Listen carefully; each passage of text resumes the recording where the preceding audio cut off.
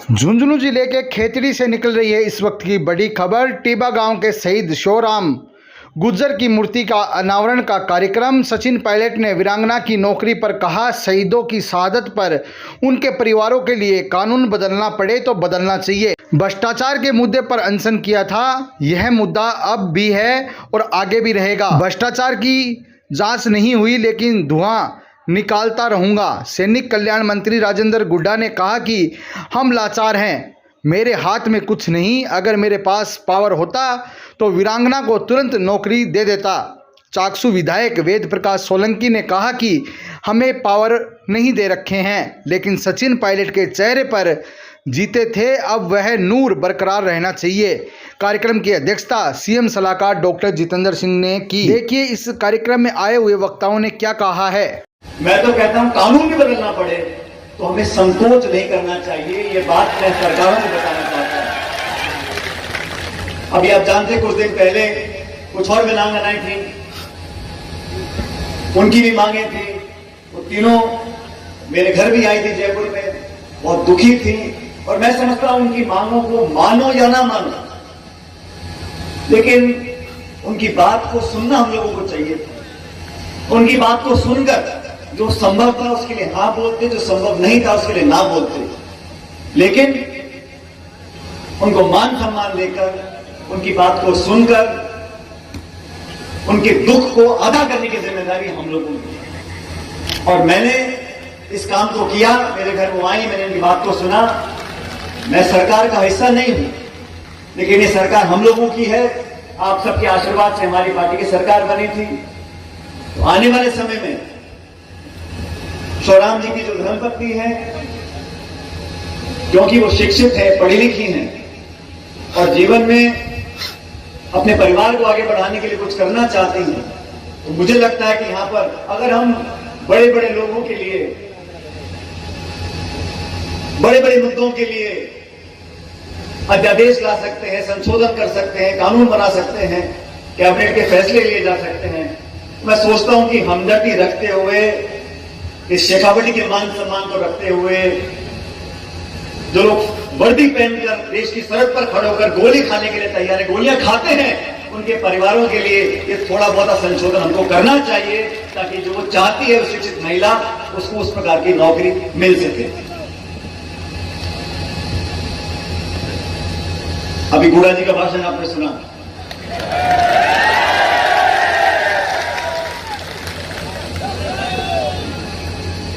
कुछ हफ्ते पहले इसी जिले के इनके क्षेत्र में हम लोगों ने किसान सम्मेलन किया था, किसानों की मांग को लेकर। क्योंकि जो जवान आज हैं चीन की सरहद पर, पाकिस्तान की सरहद पर, उसमें से अधिकांश लोग वो हैं जिनके बाप दादा खेती करते थे और खेती करते हैं। जो किसानी करता है उन्हीं के बच्चे निकलकर फौजों में जाते हैं।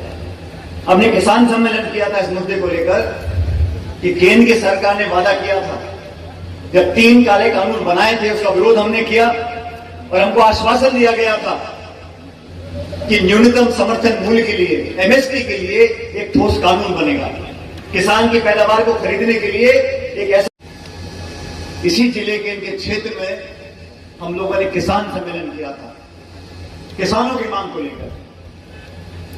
क्योंकि जो जवान आज हैं चीन की सरहद पर, पाकिस्तान की सरहद पर, उसमें से अधिकांश लोग वो हैं जिनके बाप दादा खेती करते थे और खेती करते हैं। जो किसानी करता है उन्हीं के बच्चे निकलकर फौजों में जाते हैं।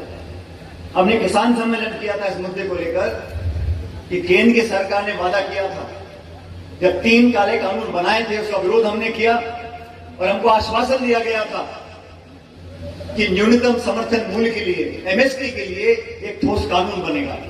किसान की पैदावार को खरीदने के लिए एक ऐसा कानून बने ताकि जो किसान की लागत है, खाद की, बीज की, बिजली की, पानी की, उस किसान को अपने जेब में 2 रुपए मिल जाए। ऐसा एक कानून बनाने का वादा किया था। 2-3 साल बीत गए, अभी तक वादा पूरा नहीं हुआ। तो किसानों की बात को लेकर इसी झुंझुनू जिले में हम लोगों ने एक किसान सम्मेलन किया था और आज यहां एक अमर शहीद छोराम जी की मूर्ति का अनावरण है। बहुत सारे सैनिक हमारे यहाँ मौजूद हैं। तो ये शेखावटी झुंझुनू किसान और जवान की पहचान है। मैं तीसरी पीढ़ी का आज फौजी हूं। मेरे जो दादा थे वो पढ़े लिखे नहीं थे, तो फौज में हवलदार की नौकरी करते थे। वहां से रिटायर हुए और स्वर्गीय पायलट साहब ने पढ़ लिख कर एक एयरफोर्स की नौकरी करी। 15 साल लड़ाकू विमान चलाया और जब मैं बहुत कम उम्र में सांसद बन गया तब तो मुझे ख्याल नहीं आया, लेकिन जब मौका था तो मैंने सोचा कि जब दादा ने फौज वर्दी पहनी थी, पिताजी ने वर्दी पहनी थी, तो मुझे वर्दी पहननी चाहिए। दोस्तों, 2012 में मैं केंद्र सरकार में मंत्री था, तो मैंने सारी परीक्षा पास कर physical test, medical test, SSB कर 2012 में मैंने प्रादेशिक सेना में भर्ती ली।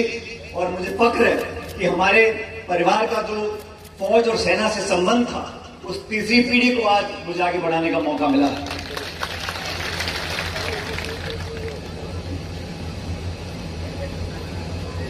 देश और प्रदेश के अंदर हर व्यक्ति एक बेहतर जीवन चाहता है। हर नेता, हर दल, हर सरकार इस बात पर जोर डालती है कि हम आने वाले समय में इसी जिले के इनके क्षेत्र में हम लोगों ने किसान सम्मेलन किया था, किसानों की मांग को लेकर।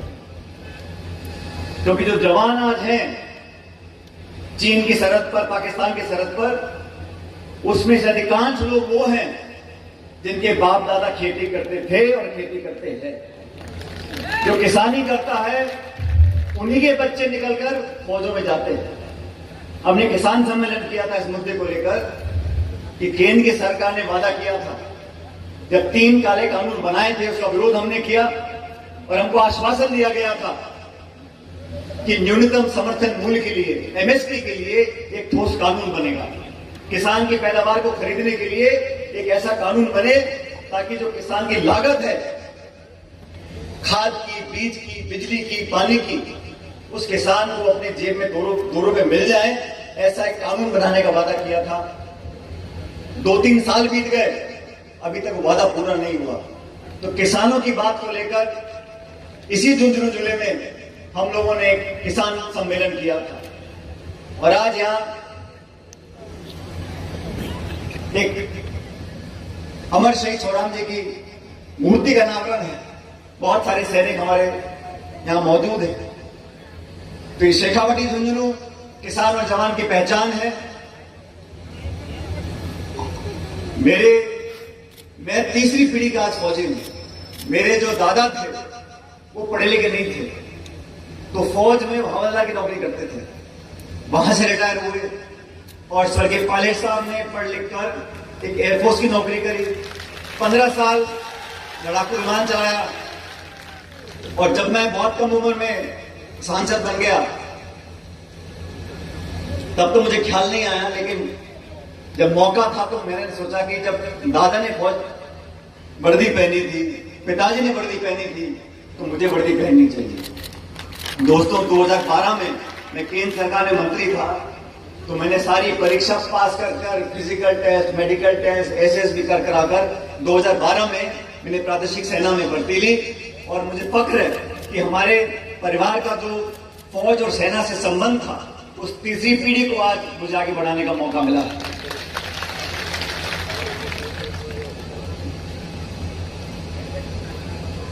देश और प्रदेश के अंदर हर व्यक्ति एक बेहतर जीवन चाहता है। हर नेता, हर दल, हर सरकार इस बात पर जोर डालती रहनी चाहिए। दोस्तों, 2012 में मैं केंद्र सरकार में मंत्री था, तो मैंने सारी परीक्षा पास कर physical test, medical test, SSB कर 2012 में मैंने प्रादेशिक सेना में भर्ती ली। और मुझे फक्र है कि हमारे परिवार का जो फौज और सेना से संबंध था, उस तीसरी पीढ़ी को आज मुझे आगे बढ़ाने का मौका मिला है।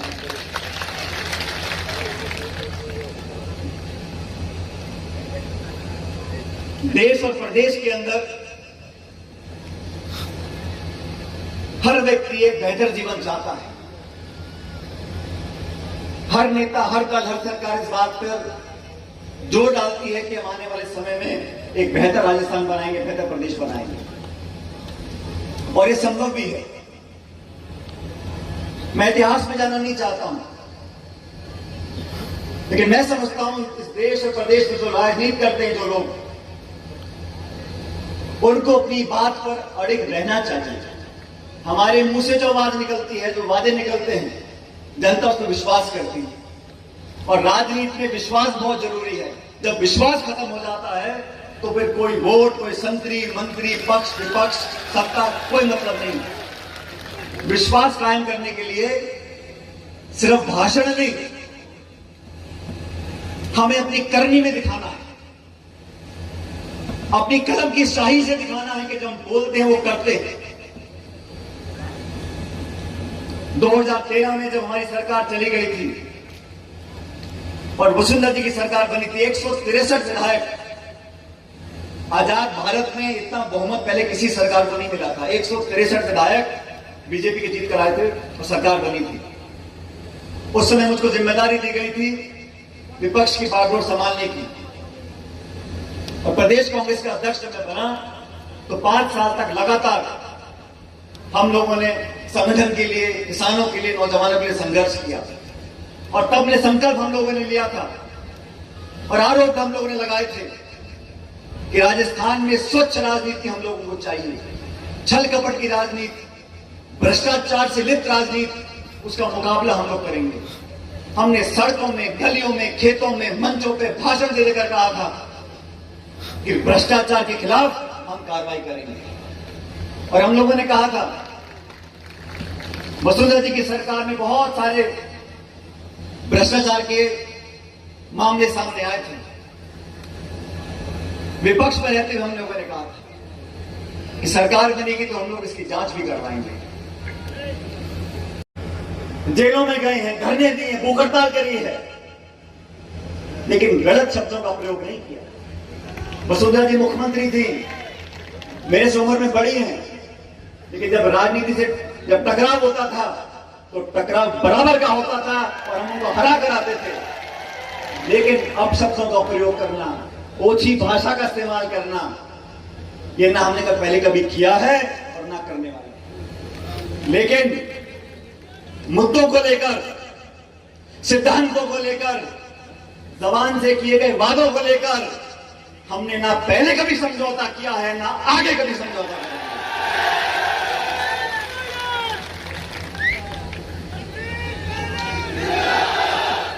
देश में जहां जहां चुनाव होता है, मैं हमारी पार्टी के लिए वोट मांगने जाता हूं। जहां जहां बीजेपी का शासन है और भ्रष्टाचार मुझे दिखता है, हमको दिखता है, उसका विरोध हम लोग करते हैं। लोग हमारी जबान पर विश्वास करते हैं, वोट डालते हैं। और आप भी जानते हो, उत्तर भारत में जहां जहां बीजेपी का शासन होता है, वहां कांग्रेस के लिए वोट मांगने सबसे पहले मैं खड़ा होता हूं। चाहे उत्तर प्रदेश हो, चाहे हिमाचल प्रदेश हो, चाहे उत्तराखंड हो, चाहे पंजाब हो, चाहे गुजरात हो, महाराष्ट्र, मध्य प्रदेश, जहां भी हो, पिछले 25-30 सालों में, 25-23 सालों में जगह जगह जाकर हमें विरोध किया, कि विचारधारा से मेल नहीं। लेकिन जो बातें मैंने उठाई, लिखित में उठाई, साल सवा साल पहले की बात, और अभी कुछ दिन पहले मैंने एक अनशन किया जयपुर के अंदर, इस बात को लेकर किया कि हम लोगों ने जो वादे किए थे और भ्रष्टाचार के साथ कोई समझौता हम लोग कर नहीं सकते। इस देश का, प्रदेश का नौजवान एक स्वच्छ राजनीति चाहता है और भ्रष्टाचार के मामलों पर जांच होनी चाहिए। इस मांग को लेकर मैंने एक दिन का अनशन किया था। मैंने किसी का विरोध नहीं किया, मैंने कोई आरोप नहीं लगाया, मैंने शालीनता से, विनम्रता से सिर्फ इस बात को मांगा था और आज भी मांग रहा हूं। अभी हफ्ता हो गया है, कोई कार्रवाई हुई नहीं।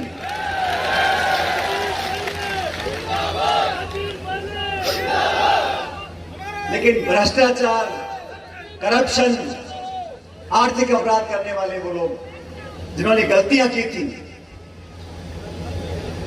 और बार बार कहा जाता है हर गलती सजा मांगती है। जांच होनी चाहिए, सबूत मिले तो कार्रवाई होनी चाहिए। राजस्थान को एक ईमानदार और स्वच्छ राजनीति देने की जिम्मेदारी हम सब लोगों की है। और इस मुद्दे को लेकर मैंने बड़े खुले मैदान में इस बात को कहा कि करप्शन के साथ कोई समझौता नहीं करेंगे। अनुरोध किया, आग्रह किया, चिट्ठियां लिखी, लेकिन आप और हम सब जानते हैं जो प्रभावी कार्रवाई उन भ्रष्टाचार के मामलों पर होनी चाहिए थी वो हुई नहीं। हुई है क्या, आप लोग मुझे बताओ। उसके अलावा बहुत से मामलों की जांच चल रही है, उन सबका मैं स्वागत करता हूं। जो प्रदेश के लोगों की जेब पर डाका डालेगा उसकी जांच करो, चार्जशीट करो, जेल में डालो, हम सब इसका स्वागत करते हैं।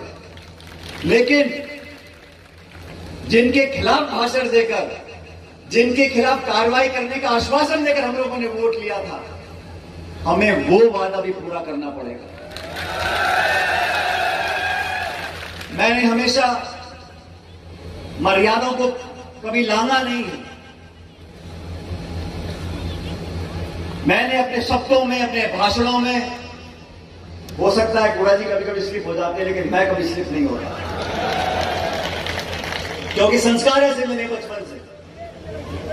तो शालीनता, विनम्रता, मान सम्मान, आदर, प्रेम, भाईचारा, बड़ों का, बुजुर्गों का मान सम्मान करना मैंने हमेशा किया। मैं विरोध भी करता हूं, तो ऐसा विरोध करता हूं कि धुआं निकालता हूं, लेकिन भाषा पे कभी संयम खोया नहीं है। क्योंकि मुंह से जो शब्द निकल गया वो वापस नहीं आता। इसलिए मैंने हर एक का विरोध किया। अगर नैतिक विरोध है, राजनीतिक विरोध है, विचारधारा का विरोध है, पर देश के नौजवान को, के भविष्य को हम अंधकार में डालना चाहते हैं, ऐसा हम होने नहीं देंगे। और ये संघर्ष, ये संकल्प कल भी मजबूत था, आज भी मजबूत है और कल भी मजबूत रहेगा। आप सब लोग यहां बैठे हो, मैं आप लोगों से पूछना चाहता हूं, जिन मुद्दों को मैंने उठाया, ये लड़ाई सही है गलत है? मुझे आवाज नहीं, क्या बोला आप लोग? भाई मैंने किसी का विरोध नहीं किया, मैंने कोई लांछन नहीं लगाया, मैंने कोई किसी को कटघरे में खड़ा नहीं किया। मैंने बड़ी शालीनता से कहा कि जो हमने आपने वादे किए थे उन्हीं को पूरा कर दो, क्योंकि चुनाव सर पर है। जैसे गुड़ा जी ने कहा, ये 5 साल बीजेपी, 5 साल कांग्रेस की जो परिपाटी बनी है पिछले 35 सालों में, इसको अगर रोकना है, इसको तोड़ना है, अगर दोबारा जनता की सेवा करने का मौका हम लोगों को चाहिए, तो हमें ऐसा कुछ करना पड़ेगा कि जनता का विश्वास हम लोग जीत सकें। इसलिए आज इस सभा में आप सब लोगों ने बहुत आशीर्वाद दिया, और खासकर हमारी शहीद की जो वीरांगना है, इसके भविष्य के बारे में चिंता प्रकट करी है। मैं सभी वक्ताओं को आश्वासित करना चाहता हूं कि जितना जोर हम में है, और गुड़ा साहब आपने ऐसा कैसे बोला, हम लाचार हैं, कमजोर हैं, मजबूर हैं, अरे छोड़ो, ये लोकतंत्र है, यहां जनता जनार्दन है। जिसके सर पे हाथ होगा वही ताकतवर होगा। बाकी ये पद, कुर्सियां, मंत्री संतरी आए चले गए, जो जनता के दिलो दिमाग में अपनी छाप छोड़ेगा वही इस देश में राजनीति करेगा। मेरा तो आप लोगों से निवेदन है, 36 कौम के लोगों से, कि आपने हमेशा मान सम्मान और प्यार आशीर्वाद दिया है, भविष्य में भी आप देते रहोगे, और हम लोग मिलकर इस परिवार की बेहतरी के लिए जो सबसे बेहतर लो मन पकड़ा दो थोड़ा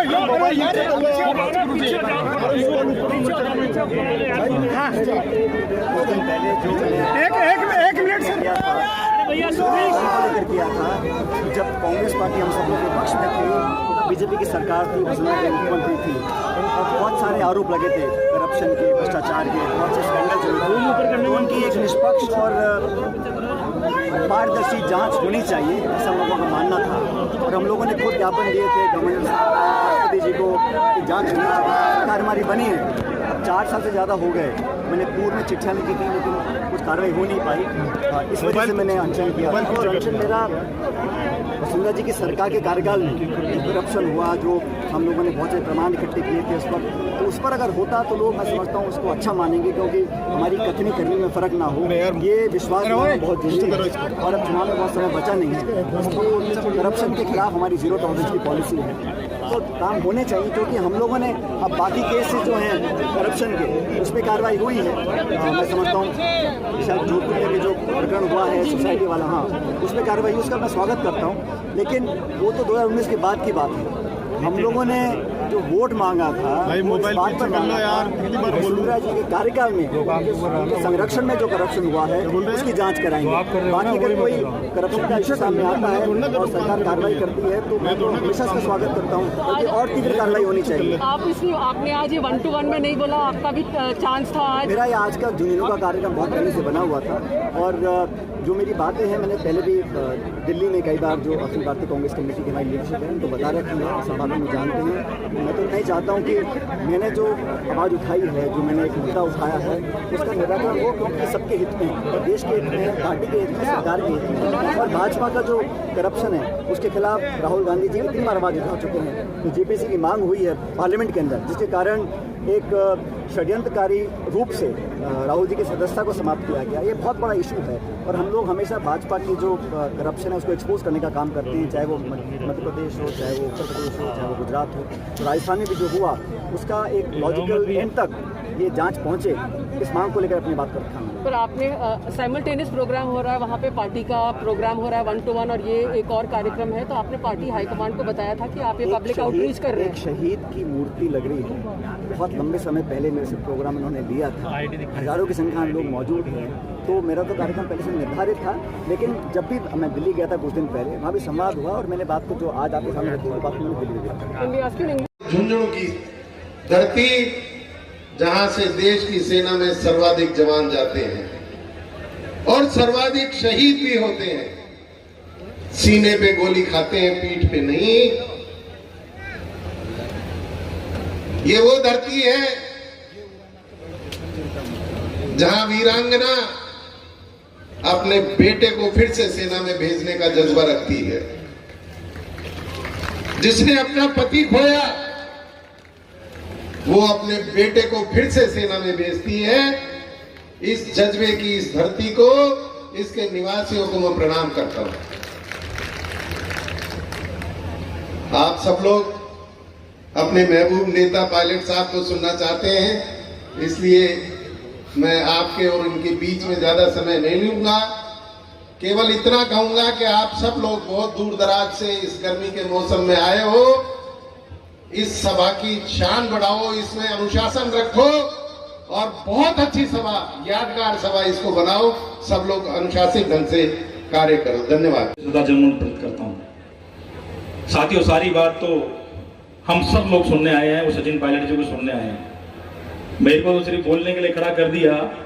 इस देश के लिए जो शहादत दी है उसके लिए बोल के कोई चीज हम पूरी नहीं कर सकते। सामान्य सैनिक कल्याण मंत्री जी हमारे बीच में विराजमान है। अभी हमारे पूर्व विधायक ने भी कहा, कई साथियों ने भी कहा कि जो शहीद को जो नौकरी मिलनी चाहिए थी अभी नहीं मिली, तो इसके लिए हमारा सर सर्वनिधि से नीचे होता है। मैं तो ये बोलना चाहता हूं, जो सरकार में हम लोग बैठे हैं, अगर जो सरकार ने घोषणा ही की, ये बिल्कुल सही बात कहना चाहता हूं सामान्य पायलट साहब, कि जहां सरकार घोषणा करती है, जहां सरकार नौकरी देने की बात करती है, ये सब लोग जानते हैं कि हमारे शहीद की पत्नी अगर नीट की परीक्षा पास कर लेती तो नौकरी स्वतः ही लग जाती। उसके बाद भी ये नौकरी नहीं देना। ये हमारे मंत्री जी बैठे हैं। माननीय मंत्री जी, आप प्रपोजल बनाओ और सरकार से अप्रूव कराओ। हम बार बार में यही कहते हैं, जिस तरह से हमारे दलितों के 4 कैबिनेट मंत्री बने माननीय पायलट साहब, ये सिर्फ आपकी आवाज थी कि दलितों के 4 मंत्री पहली बार राजस्थान की सरकार में बने।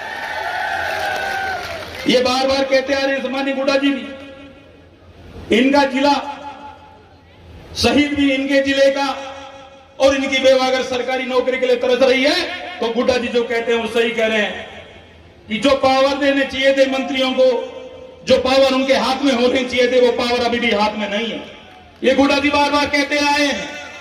आपके जो क्षेत्र के लोग हैं, सबसे पहले सबसे बड़ी शहादत अगर कोई क्षेत्र दे रहा है तो वो शेखावाटी के लोग देते हैं। इसलिए शेखावाटी की धरती को मैं नमन करता हूं। और शेखावाटी की धरती से माननीय मंत्री जी, ये आपका जिला है, इसमें आपको एक्शन लेना है।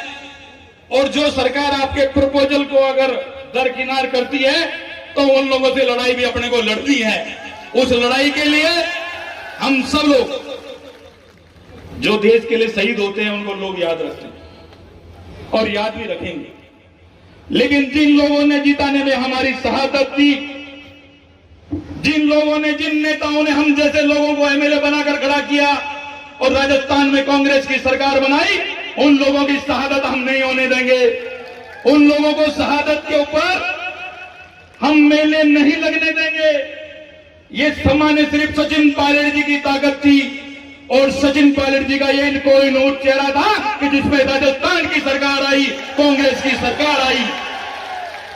तो आपके चेहरे पे जो नूर है, आने वाले समय में भी अगर आपका ये चेहरा रहा तो कांग्रेस की सरकार दोबारा रिपीट करेगी। मैं कहना चाहता हूं, अगर इस चेहरे में थोड़ी सी भी मायूसी दिखी, अगर इस चेहरे में थोड़ी सी सलवटें दिखी चेहरे के ऊपर, तो सरकार मुझे लगता नहीं है आएंगी। और हो सकता है कि जो गुड्डा जी ने बात कही हो वो सही हो जाए, लेकिन हम नहीं चाहते कि जो गुड्डा जी ने जो बात कही थी वो सही हो जाए।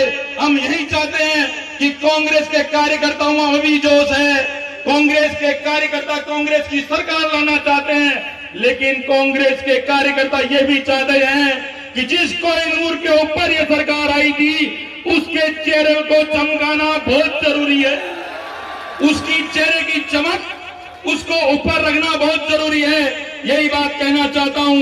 ज्यादा बात नहीं कहते, मैं तो यही कहना चाहता हूं कि सम्मानीय पायलट साहब, जिस हिसाब से आप राजस्थान में कार्यकर्ताओं की, गरीबों की, दलितों की जो आवाज उठा रहे हैं, मैं आपको अपनी तरफ से और नौजवान और SC/ST के साथियों की तरफ से विश्वास दिलाना चाहता हूं कि एक एक कार्यकर्ता आपके लिए ढाल बन के राजस्थान में काम करेगा। जो भी आप निर्णय लेंगे, जो भी आप फैसला लेंगे, हम सब कार्यकर्ता आपके साथ में खड़े मिलेंगे। बहुत बहुत धन्यवाद, नमस्कार। शहीद हुआ था, उस दिन राजस्थान सरकार के मंत्री और विधायक यहाँ आए थे। उस दिन शहीद की वीरांगना के लिए नहीं जाने किस किस तरह के वादे कर रहे थे, और शहीद की वीरांगना ने एक छोटी सी नौकरी मांगी है, जिसके लिए मैं निवेदन करना चाहता हूँ राजस्थान सरकार में सदैव से ये लड़की BA, BCom और BEd है, मास्टर की नौकरी के लिए इसकी पूरी प्रतियोगिता है, फुल फिलिंग करती है। और राजस्थान सरकार के पैरामीटर ये कहते हैं कि आपको रीट की परीक्षा पास करनी पड़ेगी। माननीय महोदय, मैं निवेदन करना चाहता हूं कि रीट की परीक्षा पास करती तो इसको कौन रोकता, ये अपने आप मास्टर बढ़ती। तो मेरा एक निवेदन है कि छोटा सा एक प्रस्ताव पारित कराकर राजस्थान सरकार में एक अमेंडमेंट किया जाए कि अगर वीरांगना कोई उस योग्यता को पूर्ति करती है तो वीरांगना को नौकरी दिलाई जाए। मेरा यही आपसे अपील और प्रार्थना और निवेदन है। धन्यवाद। जय हिंद। विराटनगर से पधारे विधायक इंदिराज जी और विधायक सोलंकी साहब तो चाकसू से पधारे हैं। मंच पर हमारे प्रधान जी इंजीनियर धर्मपाल जी और बाहर से पधारे सारे अतिथियों, प्रांगण में बैठे मेरे बुजुर्गों, माताओं और बहनों, मैं सबसे पहले तो शहीद शिवराम सिंह को नमन करना चाहता हूं, उनके परिवार को नमन करना चाहता हूं और इस टीबा गांव को नमन करना चाहता हूं कि आपने एक ऐसे शहीद शिवराम सिंह का जन्म दिया और पूरे भारत के लिए उसने अपने प्राणों की न्यौछावर किया और पूरे भारतवर्ष को उसने अपने इतिहास में नाम लिखाया। मैं उन सबको नमन करना चाहता हूं। अब आपके